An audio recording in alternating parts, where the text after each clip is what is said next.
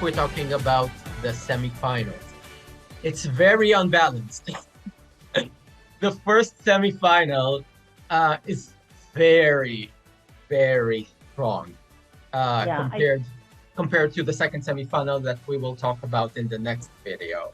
right. I saw the list, and it's some of the really big expected to win favorites that you had mentioned: Norway and Finland and Sweden and the Czech Republic and Croatia. And yeah, so I guess one of them probably will win. One of them. If you can sum up this semifinal in one word, it would be bloodbath. Bloodbath. Wow. Yes, it is very, very hard. So let's run down the countries one by one, check what they're sending, and we will try and see, maybe we will have some qualifiers, although it's really, really hard to predict. So we're opening with Norway, one of the heavily tipped, also maybe to win. Alessandra, Queen of King. She has written the song. She's half Norwegian, half Italian. Um, Singing about basically how it is to be a bisexual person, sort of. Like this, I'm a queen, but I'm the queen of the kings. Uh, Very, very empowering banger. Um, Really, really strong opening. Maybe the strongest opening that I think we ever had in any semifinal Wow. ever. Right. And And that because says something. I don't think it's unique to her. Obviously, lots of people in Europe have one parent from one country and another from another. But I think that also will be something that she connects with a lot of people who, not just the Italians and not just with the Norwegians, but people who are really from two different countries, two different cultures, plus the LGBTQ. It certainly sounds strong to me. Yes, certainly. The curse, let's go next. The curse of song number two, which is always like the curse because song number two is always the blow off to the opening, goes unfortunately this year to Malta. As we said, it is a very strong semifinal. So Malta has the disadvantage of being number two this year. The busker with Dance Our Own Party, really cool, fun song. It's with a huge saxophone hook, really fun. They are super, super cool guys. Um, they're really chilled, really fun, good looking guys. One is singing, That's one is on the important. saxophone, and one is on the drums, and they're dancing to their own party. It's fun, fun, fun. It's everything that people come to Eurovision for. Um, Hopefully, in this bloodbath of a semifinal, it will do good. Hopefully. Next on we have Serbia. Luke Black with Samo mi se spava, means translation in Serbian for um, something like I like to go to sleep. I want to sleep, something like that. Very electronic pop, borderline gamerish song about like I just want to stay asleep forever because the world is really, really heavy on me. Um, really nice. The only thing that people will remember it is that he was just calling, like doing a phone call with a lobster in the promo package. Swear to God, he did this. Next on song number four, we have Latvia, Sudden Lights with Aya. It's an indie rock ballad. Very interesting to hear these sounds in Eurovision. By the way, also Serbia in terms of like sound. Like if we're talking about diversity in Europe, it's also diversity about music. So we have Latvia that songs this indie rock ballad. Very interesting. First time we've heard things in Latvian in very, very long time. It's the song is in English, but the last words are in Latvian. I want to stop you for a minute. Generally speaking, ballads, how do they compare to, something fun and pop and really upbeat? Do they do well typically? It depends which. It I think it all ends up to how it is presented also. And also it has to do with where you are performing and your relative songs before and after you. So So so it's you not really by style isn't really the biggest factor. um generally speaking, and especially in a year when you don't have juries in the semifinal, as we said, the 10 qualifiers will be solely on public vote. Maybe radio ballads or ballads in general will might struggle this year, but we will have to see. It will be very interesting to see how will this turn out. Reference Okay. to RuPaul uh, Yeah. with the Okay. glasses. Okay. So next on Portugal, very eclectic song called "Ai Coração" by Mimicat. Doesn't really have, I think, any chance to qualify, but what do I know about Eurovision? Next up, we have Ireland. They are sending a very anthemic, mildly Coldplay-ish song called "We Are One," fitting to Eurovision, by Wild Youth. Ireland is the holds the record for most wins in Eurovision history, 7. Right now we have Sweden this year, who are the hot favorites to win this year. Uh, so there is a good chance that they're gonna get this record taken, or at least tied. Um, Next, we have Croatia, one of the more interesting ones of this year. Mm, the song is called Mama Sh by Let's Three. They've been a rock band, an alternative rock band that's been active since the 80s, since before the curtain wall fell down. And they're singing about Mama who bought a tractor and he's going to war with it. It's a very anti-war anthem, and you will see that. But it's going to be, it has a lot of eyes because the performance is very gimmicky. It's very interesting. Next on, we have Switzerland. Remo Forer. He won the Voice over there in Switzerland a few years ago. He's singing a song called Water Gun, and a radio ballad that is very radio friendly, borderline generic. But we will see how this turns out as well. As I said, with 100% public votes. Last year, Switzerland in the final got 0 points from the public vote in the final, also with a male ballot. So we will see. And next on, we have Mother's Dearest. Although I'm living in Berlin, but since I'm Israeli, uh, now we're going to talk about Israel. But except that, we are Israel is sending this year Noah Kirel, and she is the biggest pop star in Israel for maybe the last 5, 6 years. She's only 22, and she is damn talented. She is singing a song called Unicorn, which is exactly who she is. She's awesome. Um, You like her a little bit, Daniel, it sounds like. a little, a little. I've been a fan for years and years and years, so I know I'm a bit biased. And hopefully we'll get top 10 again, back to the top 10 with this one. We have in the bookies Israel is high. over there in the top 10 for the winning, but we will see.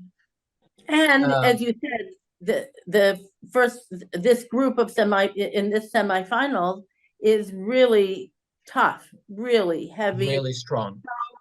So I'm gonna guess that some countries that might have had a chance in a more balanced group are really going to have a hard time getting the points. But okay, we're going to hope for everybody. Exactly. In my opinion, that's exactly what's going to be with Malta. Malta might very struggle, although the song is really good. And if it was in the second semifinal, yeah, it would be a sure qualifier, but you will never know. We never know. Back to the countries. Israel, I'm really expecting to see how it's going to be, because it's one of the countries who didn't go to the promotion tours all over Europe. Even to the one that was in Tel Aviv, she didn't attend and perform. So they are saving the performance with a dance break in the end of the song and not in the beginning or midway. Very, very strong. Next, we have Moldova. Pasha Perfeni. He was already in Eurovision in 2012, representing Moldova. This song is called Soarele și Luna, which is, I think, sun and the moon, something like that. It goes on this ethnic,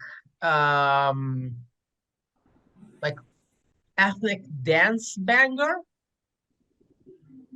ethnic anthem, dance, something like that. We'll see how it goes. It's quite interesting. And Moldova is going to be followed by the hot favorite to win, which is Sweden. We talked a bit about her in the first episode and about Eurovision 2023 101. And so what else can we say about the two? She is a Eurovision legend. She won with Euphoria in 2012 for Sweden with record-breaking numbers of 12 points back then. And it is really, really it's a number. It's it's an event. Just this number is an event. The song is called Tattoo. She's right now about 40% in the bookies to win, which is double the amounts on the number 2 in the bookies. And it's going to be really interesting to see how she will go, and she might win. And if she will win, she will of course qualify, but if she will win, as I said, she's going to tie Ireland in most wins and be the second person ever who will win 2 times in Eurovision history. That's exciting. If we get there. If we get there. Yeah. 4 more songs to go. Azerbaijan, the country that hosted the win of Lorraine 11 years ago. Azerbaijan is sending a pair of twins, singing and rapping, very chilled British genre thing, we had I think in around the 2010s. The song is called Tell Me More. Azerbaijan is always, you'll never know how it will go until the performance, because they can have a mediocre song and the general package of the 3 minutes can be very impressive. Well, that's exciting. So we like that. That's, heartbreak, surprises. Yeah, exactly. And it's also a bit of a slow one. Sorry, a less noisy one, so to speak, between Sweden and the next country. So it will give the balance of not having very, very intense streak of songs. Next one, we have the Czech Republic, or as we know, as this year for the first time, it's not Czech Republic anymore. It's called Czechia. The name of the country has changed. So Czechia is sending a very eclectic girl group called Vesna. The song is called My Sister's Crown, sorry. It's basically an homage and a message for female empowerment and and women rights and equality. And although it's something that has been done, uh, like Toy talked about it in 2018 and won. Russia, we had it also from the more eastern part of Europe. Russia sent, like the last time that Russia participated was a song called Russian Woman in 2021. Was exactly about that.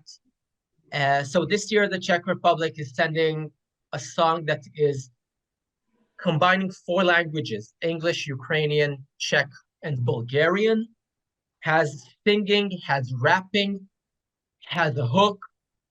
The chorus is in Czech, and it is a beautiful song, sorry, as a studio, beautiful song. Very powerful. And the video is really powerful as well. So we'll see. Last 2, Netherlands. Mia Nicolai and Dion Cooper is sending Burning Daylights. Again, a very radio-friendly song, as the one that you would expect from Netherlands in the last few years, in the last almost decade. It is written also by Duncan Lawrence, who won the Eurovision for the Netherlands in 2019. He was the one who was pairing these Mia and Dion. And it's one of the most heartfelt and emotional ballads that we have this year. Beautiful. And the last one, ending it with a huge bang. The second country that is in the bookies right now is Finland. Kerja is singing Cha Cha Cha. You could expect 10,000 people screaming Cha Cha Cha Cha Cha Cha Cha, which is the chorus. Very intense electro rap Schlager. If it can be combined, apparently it can be. And in Finnish, that we haven't heard this language in a very, very long time. And it's going to be a very banger. Except that we have another 3 songs that are not participating. However, they will be presented and the countries will vote. We have France, Germany, and Italy. France is sending Lazara, a Canadian singer singing a song called Évidemment, sort of a neo-chanson disco-ish song. Really nice, really solid. Germany is sending Glam Metal by Lord of the Lost with Blood and Glitter. Saint and Sinner, we're so happy we could die. That's the lyrics of the chorus, I kid you not. And we have Italy, which is my husband in another life. He is Marco Mengoni. He is coming back to Eurovision in 2013. Sorry, 10 years after he participated in 2013 with a wonderful emotional ballad that won the Sanremo Festival back then called Due Vite. And I have a feeling that he can be a very, very sneaky dark horse over there in the top 5 in the final. And wow, and just think that how much I have talked. You will have to see all of these 15 songs. Well, you certainly gave me a lot to listen to now, and I can go listen to all of those songs and get ready for May 9th. I know there's some favorites. I know somebody's going to win, and it's super exciting. So for anybody out there who wants to hear more or wants more news, more LGBTQ plus news, where do they go, Daniel, to get that news? you go to the Pink Times and on any platform, whether it's our website, thepinktimes.com, whether it is any social platform, Facebook, Twitter, Instagram, um, YouTube. YouTube. Thank you. There is this thing Thank also. you. Thank you. And so stay informed, stay connected, and we still have another semifinal to cover, and maybe another small surprise information about an interesting topic that people take for granted these days, but we will maybe do a surprise later, and we will see you very, very soon. Great. So come back, see me and Daniel, look at our nail polish, and stay here for all the news you need about Eurovision 2023. Bye. Stay united by music, guys.